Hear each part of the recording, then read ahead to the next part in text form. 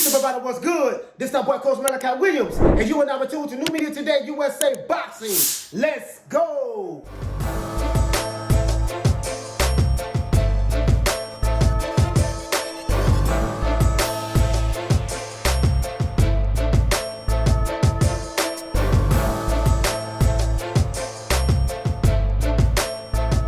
All right, everybody, look. I'm going to get straight to the goddamn point. Now, let's talk about my main man, David Benavidez. David Benavidez want that smoke. He is the guy that's been making headways lately, calling out who? The great Canelo Alvarez. Why I call him the great Canelo Alvarez? Because he's a great fighter. But is he above reproach? Hell to the no. Can I get on Canelo Alvarez? Yes, sir. I get on everybody. Everybody gets it. Now, everybody knows that I do have Canelo Alvarez pound for pound the #1 fighter in the world. But guess what? He is not above reproach. I am not here to put Canelo Alvarez in protective custody. I love seeing fighters pull up on Canelo Alvarez. I love seeing fighters pull up on any fighter, period. Why? Because this is the fight game. And in the fight game, you are supposed to pull up on any fighter who you want to fight. Now, if you're a fanboy and you just started watching boxing 5-6 years ago, then you don't understand the pull-up game. I'm 47 years old. The era that I come from, fighters pulled up on fighters all the time. They pulled up on them in press conferences. They pulled up on them at Thanksgiving dinners. They pulled up on them in the shopping mall. They pulled up on them at the beach. They pulled up on them when they was walking through that neighborhood. They pulled up on them in training camp. This is what the old school fighters did. These new school fighters, these social media fighters, they don't do that. And these social media fanboys, they don't do that. When they see a fighter get pulled up on their favorite fighter, what do? They get all upset. Oh, you ain't fought nobody. You ain't got no business standing up to Canelo. You ain't got no business stepping to Aerosmith. You ain't fought nobody. Your resume weak. Yada, yada, yada, yada. Yeah, you got a belt, but you ain't got no business stepping to him. Yada, yada, yada, yada, yada. You fanboys have destroyed the sport of boxing and are destroying the sport of boxing. These fighters don't need you putting them in protective custody. When somebody put up on Canelo, you supposed to put up on Canelo. You want to know why? Because Canelo ain't, he's supposed to be pulled up on. He's a fighter. You see what I'm saying? This is what you do to fighters. If I want to fight you, you want to fight me, we gonna pull up. And if you are a fan, you ain't got no problem with the pull up. You see what I'm saying? If you are a fan of the sport of boxing, if you are a fan of the sport of boxing, you don't have a problem with the pull-up. If you are a fanboy of a particular fighter, you have a problem with the pull-up. If it was up to you, you guys would probably want to see Canelo fight a whole bunch of Uber drivers, taxi cab drivers, ice cream truck drivers, and you'll be fine with that. And you'll say, you know what, man, Canelo's the greatest fighter in the world. Look how he beat that Uber driver up. But if another fighter did the exact same thing, you'll turn around and say, he's fighting bums. So now, at least Canelo is fighting good competition. Is he blowing them out of the water? Yes, he is. Do I want to see Canelo fight David Benavidez? Yes. Now, David Benavidez, sir, I have a problem with something that you said. You're saying that in the alphabet boy community, or the letter people, I like to call the alphabet boy community the letter people. No one is saying that. You heard it here first. When I was a little kid, I used to watch a show called The Letter People, where they teach kids in kindergarten how to pronounce the alphabets. So that's how I learned how to pronounce the alphabets, watching The Letter People. You see what I'm saying? Look it up. I just gave you some game. But other than that, I got to finish this up. Now, David Benavidez, you were not wrong for calling out Canelo, but it's something that I disagree with you with, and it's a narrative that's going around the alphabet boy community, aka the letter people community, where they're saying that, Canelo, the only reason he want to be undisputed now, super middleweight champion of the world, is because David Benavidez lost his belt. David Benavidez, sir, you lost your belt due to your own doing. Sir, you lost the WBC strap twice. You lost one because you got popped with cocaine in your system. That was your fault, not Canelo's. And then you lost your belt again on the scale. That was your fault, not Canelo's. So if you lost your belt twice, and now you're saying the only reason Canelo want to be undisputed is because you don't have the belt anymore, that is your fault, sir. And you can't say this is the reason why Canelo want to be undisputed because you don't have the belt anymore. Because guess what? If you would have still held the belt and Canelo was in 168, then we will probably see you and Canelo fight each other. You can't say that. The reason why you can't say that is because you don't have the belt anymore. If you would have kept your belt and Canelo moved to 168, and then Canelo says, yo, my friend, I don't want to fight David Benavidez, then you can say that. But guess what? But until that happens, you can't say that, sir. You lost your belt due to your own lack of discipline. You want to snort that? You want to snort cocaine? Your fault. And you didn't make weight. Your fault. So you lost the same belt twice. You see what I'm saying? You didn't lose it to a person who you fought. You lost your belt because of your own undoing. You did this, Benavidez, so you have to accept responsibility for your own actions. You did this to yourself. So this narrative that's going around the letter people community or the alphabet boy community, that, yo, man, you know what, man, you know, David Benavidez ain't got the belt no more, and this is why Canelo Alvarez is so anxious to try to unify, because he know that if David Benavidez had the belt, he will probably lose. Child to the please, miss me with that bullshit. Check this out, dog. Listen, David Benavidez, I like the fact that you pulled up. But for you to sit back and say that the only reason why Canelo is fighting and trying to become the undisputed super middleweight champion of the world is because of you, because he's afraid of you, he don't want to fight you, and because he waited till you lost your belt in order to move up to 168, it's ludicrous to me, sir. It's very ludicrous. And we're not here to push narratives. It's my job to come with the counter narrative. You see what I'm saying? So if you don't like the counter narrative that I'm coming with, and you from the alphabet boy community, bye, Felicia. Deuce, we don't need you. You see what I'm saying? We don't need you. So when you say that, David Benavidez, we don't believe you. You had the belt, sir. You lost it twice. You see what I'm saying? You lost it twice. Did you lose it to a fight? Did you lose it in the ring when you fought somebody else? No, you lost it to cocaine.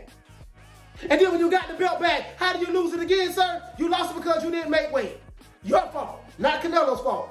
Nobody else's fault but yours. You had power. You had the power in your own hand. All you had to do, David Benavidez, was keep your belt.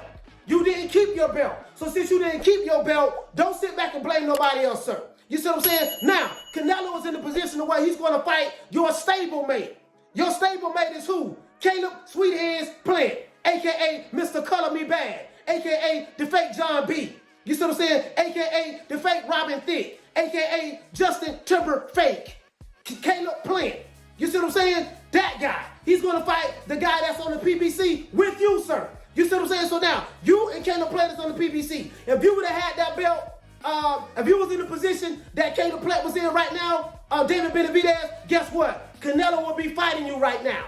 Why is he fighting Caleb Plant? Well, the fight hasn't been settled or yet, but we know they're trying to fight in September. But you get what I'm trying to say, sir. If you would have had that belt and Canelo was in 168 and he said, I want to become undisputed, you would have been the guy that he would have had to fight. You would have been the guy that he would have had to fight instead of fighting Yildirim in order for a vacant WBC strap. You see what I'm saying? If you would have kept your belt, we would have saw Canelo fighting David Benavidez here in Miami, Florida at the Hard Rock Stadium instead of Canelo Alvarez fighting his mandatory Yildirim for the vacant belt. Fact, this is what we would have saw, sir. You see what I'm saying? Now, if we wouldn't have saw that, then you would have had an argument to say, hey, listen, I got the strap. Canelo's at 168. He refusing to fight me. He don't want to fight. Then I would say, you know what, David Benavidez? You make a valid point, sir. Canelo Alvarez is ducking you. He don't want none of that smoke. You see what I'm saying? Because he's in 168 and he don't want to fight you. He don't want to get the belt. So you're right, David Benavidez. I would be on your side, sir, if you was to do that. But guess what?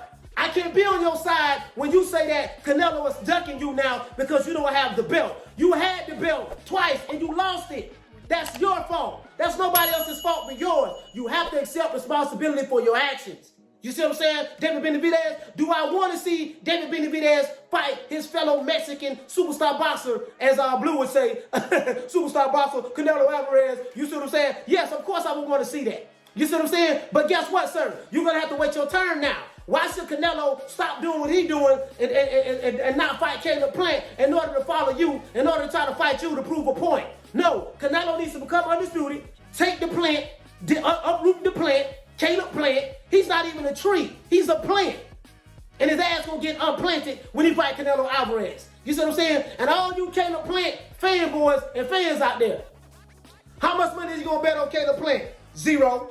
I promise you, you don't believe in him like that. All you alphabet boy communities who trying to big up and hype up Caleb Plant, how much money you gonna bet on Caleb Plant? Nothing. Zero. You see what I'm saying? Because you don't believe in him like that. You don't believe in white chocolate. You don't believe in white lightning. You don't believe in the kid who grew up in the hood. You don't believe in him like that. You say he got sweet hands, right? We're going to see how sweet his hands is when he fight Canelo Alvarez this September. Uncle Al, a.k.a. Al Haymon, a.k.a. Uncle Al. Make sure that your boy signed the contract, sir. Al Haymon, make sure that you advise Caleb Plant to sign the contract, sir. Caleb Plant, you have an opportunity, sir, to make the most money that you ever made in your life. The most money that you have ever made that Al Haymon paid you was $750,000 when you fought Caleb Truax. You see what I'm saying? That's the most money you ever made. If you fight Canelo, you can make $8 million, $9 million, hell, maybe even $10 million, depending on how good, what type of mood Canelo is in that day. Don't price yourself out, sir. Don't say you want $15, $20 million when the most you ever made was $750,000. You are still living in a double wide trailer, sir, in the city that you're from. I think you're from Detroit, Michigan, or something like that. You're from Detroit, if I'm not mistaken. If I'm wrong, guys, correct me. You see what I'm saying? You still living in a double wide trailer. You need the money, sir. Don't let Uncle Al talk you out of getting the biggest payday of your life. Get that money. You see what I'm saying? You're going to lose your belt, but it's going to be worth it. You're going to make enough money in order to change your life. Similar to Andy Ruiz. Andy Ruiz was still living in the back of his mother's house before he fought Anthony Joshua. When he fought Anthony Joshua, he made money, life-changing money fighting Anthony Joshua. This is what happens when you fight Canelo Alvarez. When you fight Canelo Alvarez or Anthony Joshua, you are making life-changing money when you fight them. You see what I'm saying? Now, Andy Ruiz, you went out there and had a pay-per-view fight with Chris Arreola. You see what I'm saying? Which was a good fight. I like it. I don't know what the pay-per-view numbers are, but guess what? That was a good fight. This is what happens when you dare to be great and you fight great guys. So Caleb Plant, you have an opportunity, sir, to make the money that you need to make and get out of that double wide trailer that you in. The PBC ain't paying you like that. You ain't making no money like that with the PBC, and you have a belt. How in the hell you are a champion with the PBC and you ain't making $1 million? That tells me everything I need to know about Caleb Plant. So for all you Caleb Plant fans out there who rooting for Caleb Plant, there's nothing wrong with that. There's nothing wrong with being a fan of Caleb Plant. Me personally, I'm not a fan of the boy. I don't believe in him. You see what I'm saying? I'm not a fan of Caleb Plant. So if you feel like I'm hating on Caleb Plant, hey, that's a valid argument. I don't believe in white chocolate. I don't believe in Color Me Bad. I don't believe in Robin Thicke. I don't believe in Justin Timberlake. You see what I'm saying? I don't believe in the fake John B. I don't believe in him at all. I'm proud that he's overcame adversity and he's making a little chump change in the sport of boxing. I'm proud that he's in a position that he's able to fight Canelo Alvarez and make the money that he needs to make. I'm proud of that. But other than that, that's about it. You know what I mean? That's about it. Another one gonna bite the dust when he fight Canelo Alvarez. Now, I digress. Back to David Benavidez. David Benavidez, sir, you gotta wait your turn now, sir. What you need to do, David Benavidez, since you are the super middleweight, you are a super in the super middleweight division. What you need to do, sir, is this: keep fighting and become a mandatory for one of those 4 belts that Canelo is going to have. And then let's see if Canelo avoids you, if Canelo avoids fighting you. And when you become number 1 for one of those belts that Canelo has, because once the Canelo beats Caleb Plant, I'm pretty sure, David Benavidez, you are going to be the number 1 contender or the number 1 mandatory for the IBF belt, the WBC belt, the WBO belt, or the WBA belt. Or you could be number 1 for multiple versions of the, for multiple sanctioning bodies of those belts. And if you do that, sir, now, if Canelo says, I'm not going to fight him, he's nobody, he fought nobody. If Canelo says that, then I'm going to get on Canelo ass. And I'm going to be the first one to shoot a video and say, oh yeah, Canelo Plant, not Caleb Plant, but Canelo Alvarez is ducking David Benavidez. How do we know? Because we have proof now that Canelo Alvarez is refusing to fight David Benavidez. Become the mandatory. Don't do what Shawn Porter did. Be a mandatory for Terrence Crawford WBO strap for a whole year. Don't even activate it. And then when you lose your spot, then you go on your podcast talking about, oh, well, you know, man, I handled it very wrong and I have to listen to other people. I got to listen to Al Haymon, and Al Haymon didn't advise me to activate the mandatory, so that's why I didn't do it, and this is why I lost my spot. Okay, if you lost your spot, if you really wanted that fight, then you should have pulled up. You should say, you know what, man, no, I'm going to activate this mandatory clause. The hell with what Al Haymon say. But Shawn Porter said something very important. He says, I have to do what others tell me to do. So when he says I have to do what others tell me to do, that let me know that PBC fighters are not their own boss. So for all you pro PBC fanboys out there, when you say, well, PBC, they do what they want to do. No. Bull to the you know what. Almost curse. You know what I'm saying? Almost curse. Bull to the new you know what. They can't do what they want to do. So Caleb Plant, sir, do not be a fool like Deontay Wilder was when he had an opportunity to fight Anthony Joshua for a 3-fight deal. $20 million to fight Dominique Brazil, which was his mandatory, and $50 million in order to fight Anthony Joshua twice. So that's a 3-fight deal worth $120 million. Listening to Shelly Bullwinkle, he walked away. The PBC has some terrible advisors. You guys talking about, oh, we love Al Haymon, call Al, Al is the one. You know, you got to call Al. How is he advising you? Jamal Charlo, Al Haymon ain't advising you to become undisputed middleweight champion of the world. What type of advisor is that? At least Canelo trying to unify the division. At least Canelo is trying to become undisputed at super middleweight. At least Errol Spence is so-called trying to be undisputed at welterweight. Taking him 3 years, what he's doing. You see what I'm saying? At least we seeing some unification fights and undisputed fights going on. At least Anthony Joshua is trying to become the undisputed heavyweight champion of the world. We're going to see what happens with this arbitration as of right now today, Sunday. You know what I mean? Sunday, May the 16th, Tyson Fury has yet to sign the contract. So we don't even know if that fight is going to go down or not. You know, irregardless of what Eddie Hearn is saying. It doesn't mean anything if you have a fighter that's not signing the contract to fight. So apparently that fighter is either having second thoughts, he's having doubts, or whatever it may be. You see what I'm saying? Anthony Joshua signed the contract, but who knows what's going on with that? That's neither here nor there. But time will tell. This is the week of the reckoning. We are going to find out. We're going to find out who is the real and who is the fake. We are going to separate the wheat from the tare. We are going to find out who is the real fighter, who is the real one who really won't smoke, and who is the one who just capping. You see what I'm saying? So if you are a fanboy, please move out of my way. Please. I offend fanboys. You see what I'm saying? I am the fanboy offender. You see what I'm saying? I specialize in hurting fanboys' feelings. And guess what? I love it. You see what I'm saying? I love the fact that David Benavidez is pulling up on Canelo Alvarez. I love that. I love the fact that Boo Boo Andrade pulled up on Canelo Alvarez. We're not putting no fighters in protective custody. No fighter is above reproach. No fighter, I'm not going to sit back and say, oh man, you know, he ain't got no business pulling up on Canelo. Why he pulling up on Canelo? He ain't nobody. You know, Canelo is the God. And Canelo does what he wants to do. Yeah, he do what he want to do, but we not going to cover fire for him and say that he's above being pulled up on. He's 30 years old. He's a fighter. He's a Mexican fighter. And Mexican fighters like the Julio Cesar Chavez, who I used to watch, who I hated growing up. I hated Julio Cesar Chavez, not because he was garbage, but because he was that great.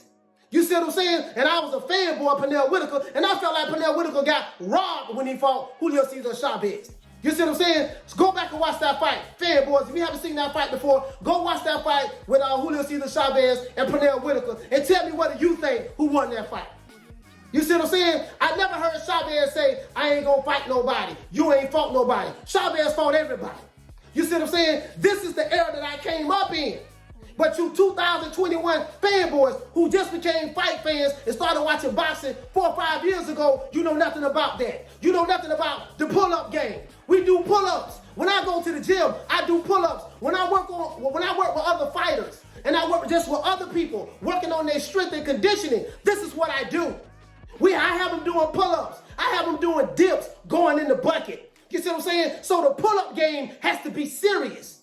You have to understand and respect the fact that when a fighter pulls up, this is what it is and this is what it's supposed to be. Respect the pull-up. This is what I want you, this is what we need to do. We need to start a hashtag movement called respect the pull-up. You are going to respect the pull-up game. You see what I'm saying? When a fighter pulls up on another fighter, we are to salute that. Do you want to know why? Because sometimes you have to do what you have to do in order to get the fights that you want to get made. Sometimes you have to do what you have to do in order for us fight fans to get the fights that we want to see.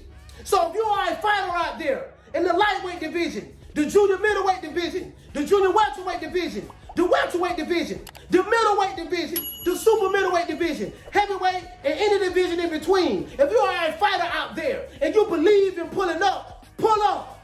Because that's what you're supposed to do. Because sometimes if you don't pull up, you won't get the fight that you want to see. Other than that, this is the boy Coach Malachi Williams, representing for New Media Today, USA.